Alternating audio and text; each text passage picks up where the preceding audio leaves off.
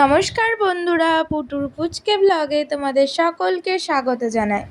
আজকে একটি বিশেষ দিন, আমার দিদার জন্মদিন। তো এখানে তারই প্রস্তুতি চলছে। তো এখানে দেখতেই পাচ্ছ দুপুরে খাবারের জন্য সব কিছু রান্নাবান্না হচ্ছে। এইখানে আলুর দম হয়েছে, ফ্রাইড রাইস হয়েছে, আর দিদিভাইয়ের স্পেশাল ভেজিটেবল চপ। আর জন্মদিন মানেই তো পায়েস করতেই হবে, তো পায়েসও হয়েছে।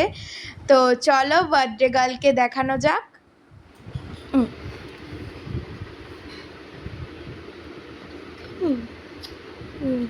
কে দাও দিদি, বলো কেমন হয়েছে, কেমন খেতে হয়েছে বলো। খুব ভালো হয়েছে। আমার বড় নাতনি করেছে। হ্যাঁ, খুব ভালো হয়েছে। তো বড় নাতিকে কি বলতে চাও বলো। বড় নাতনি আরো বড় হোক। তো এখানে দেখতেই পাচ্ছ বার্থডে গার্ল ব্রেকফাস্ট করছে। আর দুপুরের খাওয়ার কোনো ভিডিও করা হয়নি, তো ছবি তুলেছিলাম, তো সেই ছবিটাই দেখো তোমরা। এরপর আমরা বিকেলবেলায় বেরিয়ে পড়েছিলাম কেকটা আনার উদ্দেশ্যে। দিদিভাই আগেই কেকটা অর্ডার দিয়ে রেখেছিল। আমাদের বাড়ির যে কোনো অনুষ্ঠানে কেকটা আমরা চকো প্ল্যানেট থেকেই নিই। তো তোমরা যারা রানীগঞ্জ আর বল্লভপুরের আশেপাশে থাকো, তারা অবশ্যই একবার চকো প্ল্যানেট থেকে কেকটা নিয়ে ট্রাই করতে পারো। আমি ডেসক্রিপশানে অ্যাড্রেসটা দিয়ে রাখবো, তোমরা কন্ট্যাক্ট করে নিও। আমাদের কেক নেওয়া হয়ে গেছে, এবার আমরা বাড়ির পথে যাচ্ছি। তো এই তো টোটোতেও চেপে পড়েছি, তো চলো বাড়ি ফেরা যাক।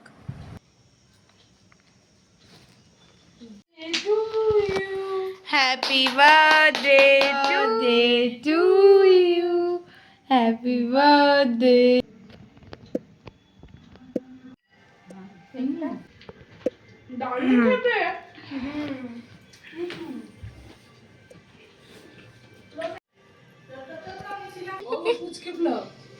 মা, এটা দিদি ভাই, আর আমার এই যে বার্থডে গার্ল। কেমন লাগলো বলো। জীবনের এটা খুব আনন্দের দিন, কেননা আমি আজ 73 ইয়ার্স আগে জন্মগ্রহণ করেছি। সেইটা মনে রেখেছে আমার নাতনিরা, আমার ছেলে মেয়েরা। সেটাই আমার আনন্দ। তুমি কিছু বলতে চাও? আমি কিছু বলতে চাই না, সবাই প্রতিলিপিতে আমার দিদার জন্য লেখা একটা উপন্যাস পড়ে নেবেন, আর কিছু বলতে চাই না। আর বল বল, আমাদের তো ওইসব নেই, বল আমাদের ওইসব নেই। হ্যাপি বার্থডে কিছু বলতে চাও? গিফটগুলো দেওয়া হলো না। এই যে ওর মা মাকে দুজনে দিয়েছে, মেয়ে আর বেটা। এনে ধরো, এই বার্থডে গিফট দিচ্ছে। মাকে দিচ্ছি। আর ওইটা বাপ্পা।